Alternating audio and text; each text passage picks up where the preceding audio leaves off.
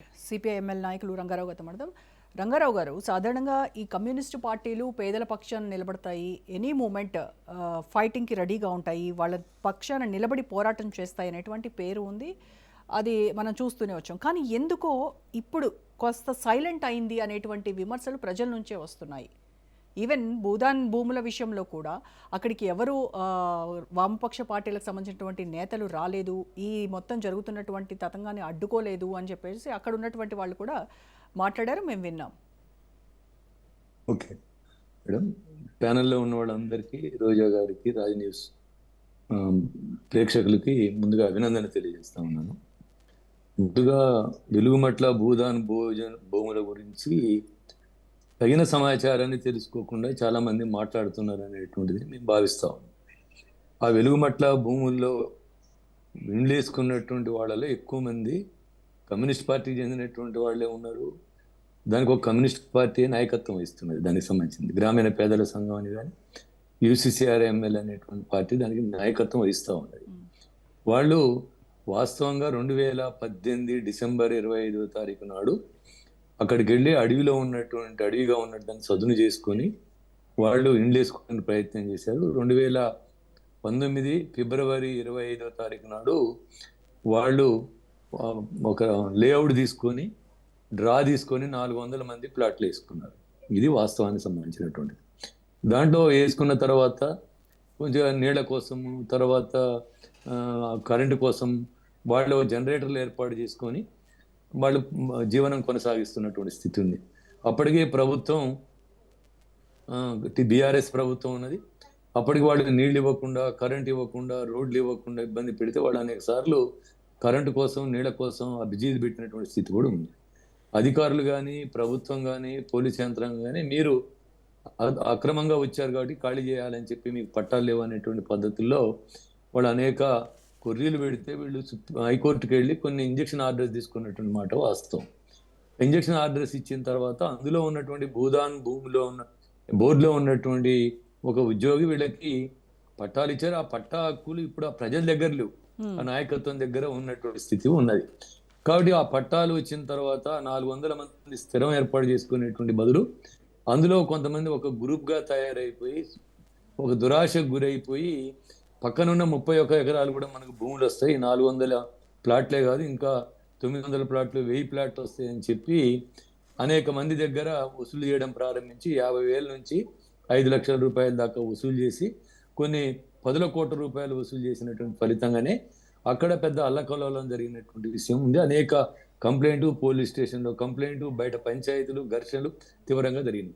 కాబట్టి ఇప్పటికీ ఒక 5,000 నుంచి 8,000 మంది దగ్గర వసూలు చేసింది.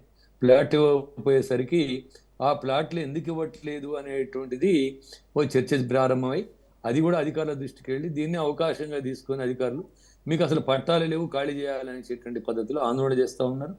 అదేవిధంగా వాళ్ళు అనేక ఒత్తిడి చేస్తున్నటువంటి పరిస్థితుల్లో ఇలా ఆ భూదాన్ బోర్డు సంబంధించినటువంటి ఉద్యోగులు ఇటీవల కాలంలో మేము అసలు పట్టాలే ఇవ్వలేదు, నకిలీ పట్టాలు, మీరు పట్టాలు చూపించండి అనేటువంటి పద్ధతుల్లో ఉండి కోర్టుకు కూడా సబ్మిట్ చేసిన ఫలితంగా హైకోర్టు కానీ, సిసిఎల్ఏ కానీ ఈ భూముల్లో మేము ఎవరూ పట్టాలు ఇవ్వలేదు, ఈ భూదాన భూములు, ఈ విలువైనటువంటి భూములు, కాబట్టి ఈ భూముల్లో మీరు ఖాళీ చేసి పోవాల్సిందే అనేటువంటి పద్ధతుల్లో వాళ్ళు చేసి అలా ఖాళీ చేయించడానికి ప్రయత్నం చేశారు.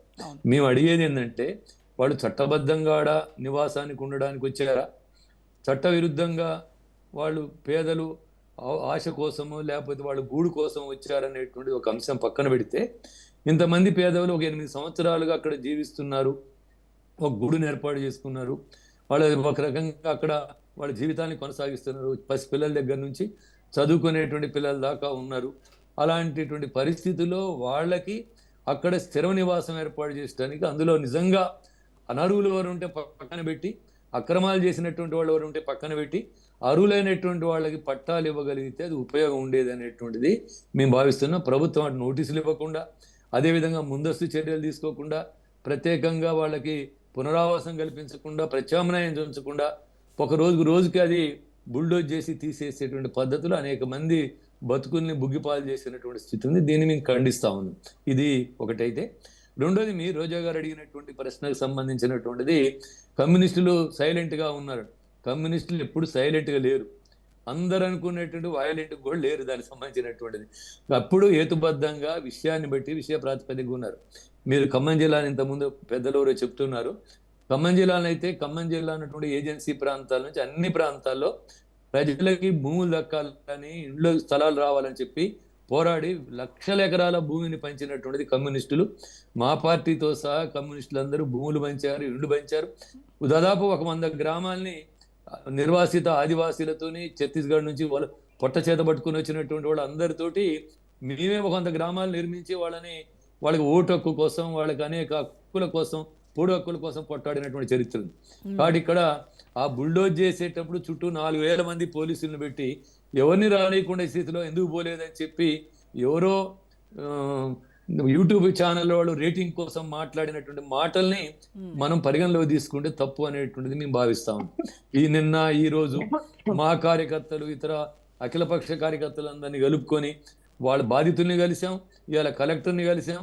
అదేవిధంగా అందరికి బాధితులకి నిజమైన న్యాయం జరగాల, అక్కడే పట్టా హక్కులు ఇవ్వాలా, అర్హత ఉన్నటువంటి ఖమ్మం జిల్లాలో ఉన్నటువంటి వాళ్ళందరికీ పట్టా హక్కులు ఇవ్వాలా, వాళ్ళకి పక్కా ఇళ్ళు నిర్మించాలా, ఇందిరమ్మ గృహాలు కూడా ఇవ్వాలని చెప్పి మేము డిమాండ్ చేస్తున్నాం. కలెక్టర్ డిమాండ్ చేస్తున్నాం, మంత్రికి విజ్ఞప్తి చేశాం. వాళ్ళందరూ కూడా సానుకూలంగా ఉంటాం అనేటువంటి చెప్పారు. ఉంటారా లేరా అనేది ఏ ప్రభుత్వమైనా, నిన్న బీఆర్ఎస్ ప్రభుత్వం కూడా 2014 నుంచి మీరు అన్నట్టు, లేదా 2018 నుంచి 2023 వరకు బీఆర్ఎస్ ప్రభుత్వం అధికారంలో ఉంది. ఆ ప్రభుత్వం కూడా 2 సార్లు ఇళ్లను కూల్చడానికి ప్రయత్నం చేసింది. పోలీసులు బుల్డోజర్లు తీసుకొని వెళ్ళింది. ఆ ప్రభుత్వం కానీ ఈ ప్రభుత్వం కానీ కూల్చివేతల్లో కానీ ప్రజల భూములు ఆక్రమించడంలో కానీ ముందరసులే ఉంటాయనే చూడాలి. ఇంతకుముందు సత్యవర్ధన్ రెడ్డి గారు వారు చెప్పారు, బీజేపీ వారు, అక్కడ సరోవర్ ప్రాజెక్టు కోసం 12,000 మంది నిర్వాసితులు అవుతుంటే వాళ్ళకి ఏం పునరావాసం చూపించారు? ఇలా గోడున బుల్డోజర్ న్యాయంతో ఉత్తరప్రదేశ్లో, గుజరాత్లో, మహారాష్ట్రలో, లేకపోతే ఇంకో రాష్ట్రంలో ఇండ్లు కోల్పోయి ఇళ్లనే ధ్వంసం చేస్తున్నటువంటి పరిస్థితి కూడా ఇలా చూస్తున్నాం. అందుకనే పాలకుల అందరు ఎవరైనా, ఏ పార్టీ అయినా, పాలకుల తీరు వేరు, ప్రజల బతుకు పోరాటం వేరు అనేటువంటిది మేము భావిస్తా ఉన్నాం. అందుకే అధికారంలో ఉన్నప్పుడు ఒక మాట మాట్లాడతారు, అధికారంలో లేనప్పుడు ఒకటి మాట్లాడతారు. కమ్యూనిస్టులు ఎప్పుడు ఒకటే మాట మాట్లాడతారు, ప్రజల తరపునే మాట్లాడతారు. కాబట్టి ఇక్కడ కమ్యూనిస్టులు హేతుబద్ధంగా ఉన్నది. అందుకనే మేము కోరేది ఏంటంటే వాళ్ళకి బియ్యాల అక్రమార్కులు ఎవరు ఉంటే వాళ్ళని కూడా శిక్షించాలనేటువంటిది మేము డిమాండ్ చేస్తాం. ప్రజలకు మాత్రం న్యాయం జరగాలనేటువంటిది మనం డిమాండ్ చేస్తున్నాం. ఈ పోరాటాన్ని అఖిలపక్షంగా మా పార్టీగా, సిపిఐఎంఎల్ మాస్ లైన్ పార్టీగా కొనసాగిస్తున్న ఆ ప్రజలు 200 మంది మా దగ్గరకు వచ్చి మా దగ్గర డబ్బులు తీసుకున్నారు, మాకు ప్లాట్కి పట్టాలు రావట్లేదు, బలవంతంగా ఖాళీ చేయించే ప్రయత్నం చేస్తున్నారంటే ఆడొక పార్టీ నాయకత్వం వహిస్తుంది. కాబట్టి ఇంకో పార్టీ జోక్యం చేసుకుని విచ్ఛిన్నం చేస్తే అధికార యంత్రాంగానికి అలుసుగా మారుద్ది. కాబట్టి మీరందరూ ఐక్యంగా ఉండి పోరాడండి అని చెప్పి మేము 2 నెలల నుంచి వాళ్ళకి సలహా ఇస్తూ వచ్చాం, వాళ్ళకి డైరెక్షన్స్ ఇస్తూ వచ్చాం. కాబట్టి ఒక యునైటెడ్ గా పోరాటం చేయడం అవసరం. కాబట్టి ఇలా మేమైనా ఇంక ఇతర కమ్యూనిస్ట్ పార్టీలను అందులో విచ్ఛిన్నం చేసేటువంటి పని పూనుకోవడం అనేటువంటిది ప్రజలకి నష్టం జరుగుతుంది. అందుకనే మేము ఇప్పుడు కోరేది ఏంటంటే, ఆ ప్రజలంతా పునరావాస శిబిరాల్లో ఉన్నారు, కొంతమంది మా ఆఫీసులో ఉండడానికి వస్తున్నటువంటి పరిస్థితి ఉన్నది. కాబట్టి వాళ్ళ తరపున మేము అండగా ఉంటాం. వాళ్ళు పట్టా హక్కులు వచ్చే వరకు వాళ్ళకి ఖచ్చితంగా ప్రత్యామ్నాయం లభించే వరకు మేము పోరాటం చేస్తాం. అదేవిధంగా ప్రభుత్వాన్ని, ఈ పార్టీలు కూడా మాట్లాడడం కంటే కూడా నిన్నేం చేశారు, ఇవాళ ఏం చేస్తున్నారు, ప్రజలకు అందరికీ పాత విమర్శలు మాని, కేవలం రాజకీయ విమర్శలు మాని ప్రజల తరపున వాళ్ళకి హక్కులు వచ్చేటట్టు నిజాయితీగా అందరం పనిచేయాలని చెప్పి మేము కోరుతాం. Correct sir.